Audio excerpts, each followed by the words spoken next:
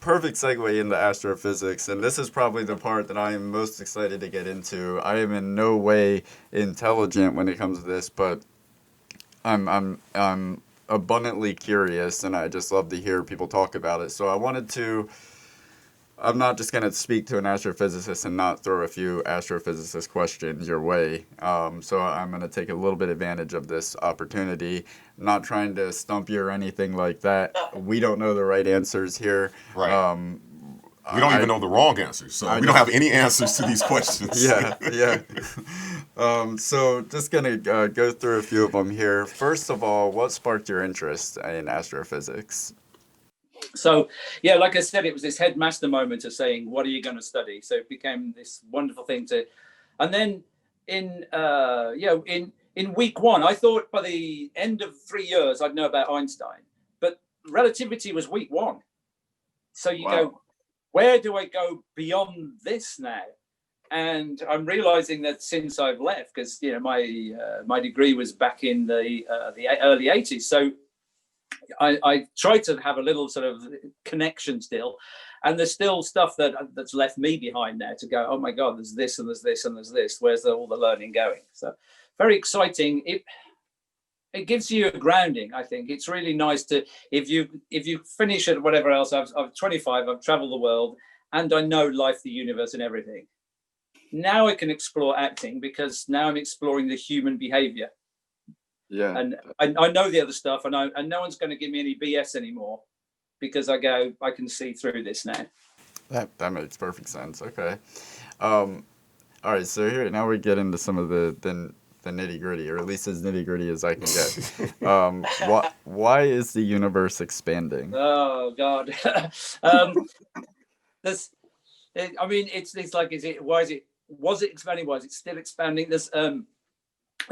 There are various theories that someone say there's a field. There must have been some sort of original field at the point of the Big Bang, and that creates the thing. But these are only theories. In a way, it's like we still don't know.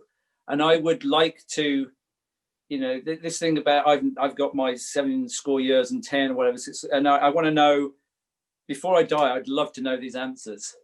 If people can work out, yeah, where did this come from? Why it was a singularity, and why did it start expanding? I was reading Stephen Hawking's one of his things, and he was almost saying it's an inevitability. It's almost like, rather than saying how did it happen, it's almost like this was inevitable. So I guess that kind of answers the next question of why did the Big Bang take place? Would that be your best? Yeah, yeah. There's something to go that it's quite an interesting sort of way of thinking when you try to think pulling yourself out of the bootstrap. There's nothing, and then there's something. But the theory goes that it's very hard to make like a few atoms out of nothing, but it's very simple to make a whole universe out of nothing. I used to go, oh, I can't get my head around that sort of thing. Yeah. I think as we get to the limits of where we are with science now, it's beyond our Earth-based concepts. It's very hard to grasp because we learned how to hunt and how to avoid being hunted. Those are things that we've planted in our neurons. To then start to go, how does the universe at the fringes of beginnings and ends and things, how does that happen? It's sort of, we can use maths, but it's like maths is a language. Translating maths back into English, it leaves us with all these vagaries to go, I don't know. Yeah. That's pretty wild. It ends up being the answer is it's too all encompassing for our limited brains within our perspective on Earth and the human form we take to truly comprehend. I It think almost lands us in the same place as like I'm an atheist because that was always the answer to why can't I understand God? Well, it's too big for you to understand. But at least science is trying. I think the one thing that we all can say is that no matter what field you're in, religion, atheist, Scientologist, that we don't know. Can we at least agree that there's no definitive answer? We just don't know. Well, there's the level of not knowing, which I think Yes. is the Yeah. important thing. It's like the sum of humanity knowing is not what we as an individual know. So as an individual, what do I know? But the sum of humanity's learning is we know a lot more than you. And that's sort of, people go, yes. I don't know, therefore you don't know, therefore we don't know. We know a lot, and therefore we've learned a lot. And therefore, when people use that as an argument, we just don't know as an argument. You go, well, for me, there's doubt. But the level of doubt is, for me, there's something about, there's 99.9999% that this is the thing. And there's a level of doubt left for something. But for a lot of people, they just go, oh, there's doubt. So my not knowing means that, my not knowing is the same as humanity not knowing. And that's not true. So do you doubt the possibility of parallel or infinite universes? Multiverse. Well, this is the current theory. I mean, it's a mathematical thing again. And I think what you have to sort of understand is what is it that makes our universe on that mathematical level? And it's to do with, the word just escaped me for a minute.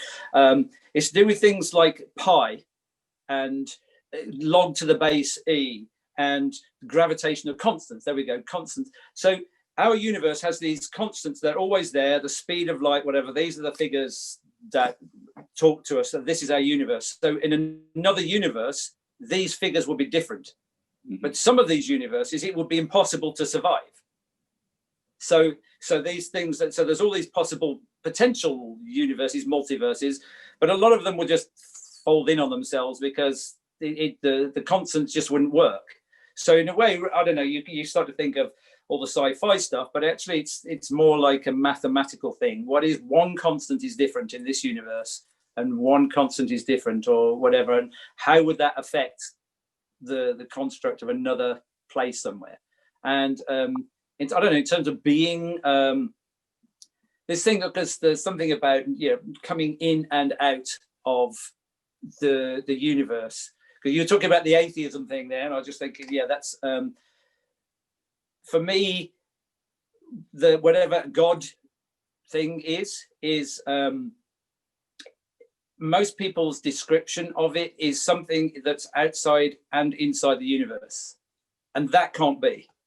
Yeah. So that either something's outside the universe that created it, and we don't know what that is. We can't possibly get to that and measure that. But if something is inside the universe, it's an alien. It may be a super powerful whatever else, but to say that something is outside and then can creep in and then control everything, that definition of God can't be. Yeah. I think. Yeah. Where were you? We should have brought him on when we did Tenet. It would have been so much easier when if we would have had you on. We interviewed Tenet. Goodness grief! So what is the most likely way that the universe will end? Not with a bang, but with a whimper. I think it's for me, I think it's just going to carry on expanding until it dies, till everything sort of gets to whatever, 4 degrees K, and everything is miles apart. There's something, had little concepts of stories. I don't know if you know Asimov's Nightfall. So it's a story about the people who have 7 suns, and there's one point where the 7 suns are all going to be on the same side together. It's the first time they've ever seen night. And I was thinking something for me about the end of the universe. There's a moment when instead of suddenly seeing these millions of stars, what if you see the last star in your own universe wink out? Because it's now gone too far away and there's nothing out there at night. There's your sun in the daytime, but so that's how, the universe is going to end by, it will just go into darkness and Wow. That sounds like the Fire Festival. Yeah. So, but yeah, everything kind of just feels a little pointless after that, but it's so far away. Just keep that in perspective. We don't have to worry about that. So the last 3, I looked up space.com's top 3 questions that people ask astrophysicists, and I thought they were interesting. And you kind of touched on the first one already. Is there a God? Being that it's a possibility inside the universe, an absolute impossibility outside of the universe. But the other 2 questions are there aliens, and what would happen if I fell into a black hole? Okay, so I would say yes, there are aliens, but the chances of us talking to them is zero. I think there's something to realize how huge the universe is, the possibilities of there not, of life coming in. It just must be happening somewhere. Even if it's, but the chances are it's going to be so far away, and the chance of traveling, even if people could master the speed of light, would whatever you still wouldn't get here to make that connection. So, people in the Midwest who see them every night, you go, no, that's whatever you're seeing. That's a neuronal issue rather than a space issue. There's so yes, they are. I think there must be, but the chances of us connecting with them are very, very small. And what happens when you fall into a black hole? You die. I mean, I think people have, because of the nomenclature, people have sort of said they think of it as a hole, but really it's just a really, really heavy matter that it's got so much gravity that light can't even escape. It's a hole in terms of you can't see it, it's black. But it's just incredibly massive, heavy gravity that's just going to rip you apart, and you're just going to turn into a piece of string as you shoot down towards whatever it is, the singularity. Yeah, what a visual, turning into a piece of string.